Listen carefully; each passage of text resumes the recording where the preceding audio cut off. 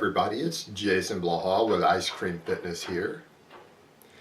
This morning I was just looking through my Facebook when I was trying to decide what I was going to do my video on, and I came across a status update by quite a renowned expert in nutritional science and exercise science, whose name is Joy Victoria, who also happens to be a very serious competitive powerlifter. And I think if you guys go look at what she looks like, you'll be surprised. She doesn't look like what a lot of you think a powerlifter is going to look like. And she was making the point about how annoyed she gets when people try to say things like, all calories are not created equal. And I want to address that just a little bit. But hold on, let me give you guys a bicep shot first.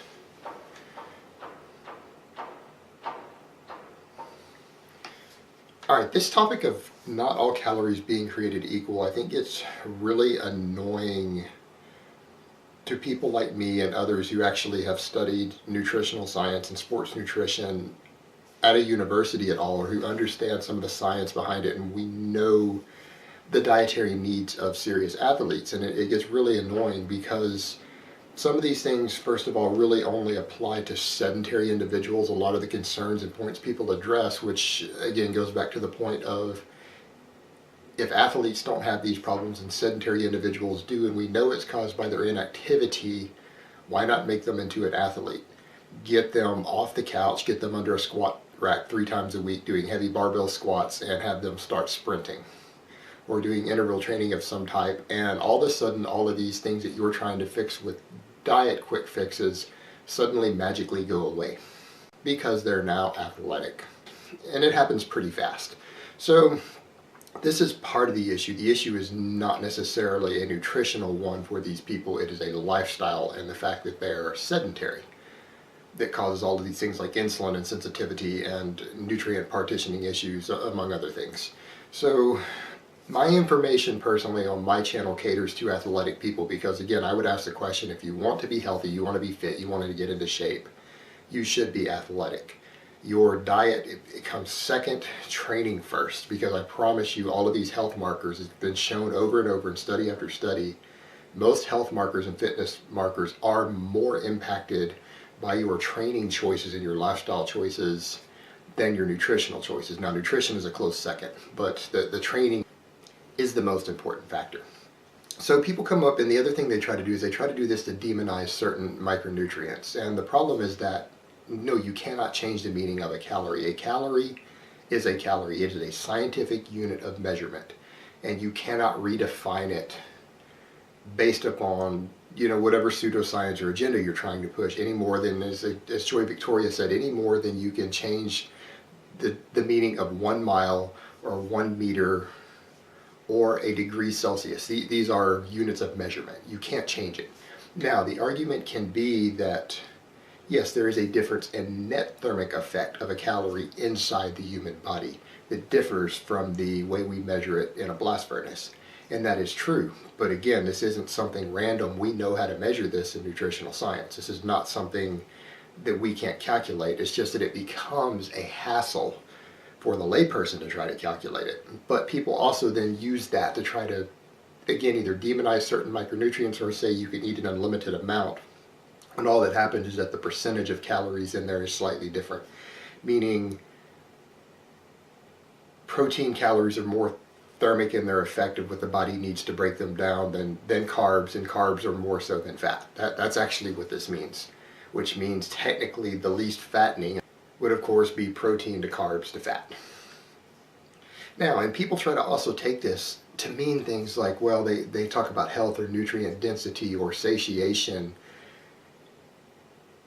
or how likely a micronutrient is to be stored as fat. And again, that's a secondary concern. That's a separate argument. That should have nothing to do with the net thermic effect. And the problem even with that is that you can't really bypass the laws of thermodynamics. Now, we could argue all day long that for a layperson who isn't particularly athletic, they don't track their intake, that you can give them these rules to try to change their total net caloric balance. But these people who are being told this need to understand they're oftentimes told these things, and it works for some people and it doesn't work for others when you put them on a certain type of diet based around some of the rules people come up with for these things. but it doesn't work for everybody. And that's again because they're not addressing the primary point of it is about net caloric turnover. And so some of these things will give people a lower calorie intake, or it might help them be more energetic so they burn more, or it will have better satiation. If you are eating, say, a diet of nothing but chicken breast and raw fruit and raw vegetables, you're obviously going to have a massive satiation factor. For most people, it's going to be hard to overeat on that, but it's not that the foods are more thermic, it's that you've reduced caloric intake. So, and when people don't understand this, these diets don't always work for everybody because they don't understand that it is about caloric balance. It's not that you're changing or bypassing the laws of thermodynamics. And this even takes precedence over the fact that certain macronutrients are more easily stored as body fat. In case in point, we know dietary fat is the most easily stored, and we know that, say, dietary carbs for athletic individuals, not the couch potato, people who actually are active, under normal circumstances very rarely convert to body fat at a significant rate. And that all eating surplus carbs does under normal circumstances in a small amount is cause you to store more of your dietary fat. And that is true. Most of the body fat that you carry comes from your dietary fat. And anyone with a solid understanding of nutrition understands that. But there are circumstances to where the carbs can become a significant contributor, and that's if you're eating too large of a surplus of carbs too many days in a row. A single day of it, it won't happen. You won't get much de novo lipogenesis, which is a creation of new fat from glucose, from a single day of overfeeding carbs. But any dietary fat you ate that day is going to be stored. But if you start going several days in a row doing that, yeah, your body will start ramping up de novo lipogenesis, and it will start storing dietary carbs as fat. And the other thing is that if your dietary fat drops too low, usually around 10% or less of your total calories, your body will again ramp up de novo lipogenesis, and it will start making fat out of your glucose at a much higher rate, much higher rate than it would normally do so. So it's still possible for this to happen. And so just because you start adjusting macronutrients and cutting certain ones lower and raising others doesn't mean you're going to bypass this. Now, the only exception might be protein. But again, we get into the problematic issue of eating a diet that's 70 or 80% protein. Causes a whole host of other problems. And again, with these things, we're only discussing weight gain and weight change and body fat change. You know, you have to remember that a lot of people are trying to gain muscle mass and strength, and so they have to bulk up. So obviously for them, the needs are different. So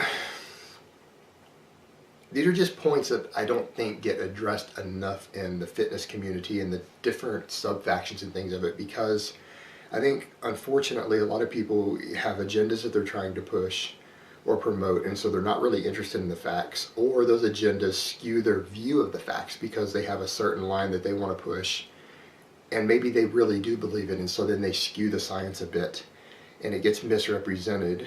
Or you simply have people who do not really understand the science who give out advice, and I would say the majority of people, and you know, this is not a knock at anyone else here in the YouTube community, because I'm friends with a lot of you guys, and a lot of the guys who give out advice here, and girls, do not always have a solid background in nutritional science.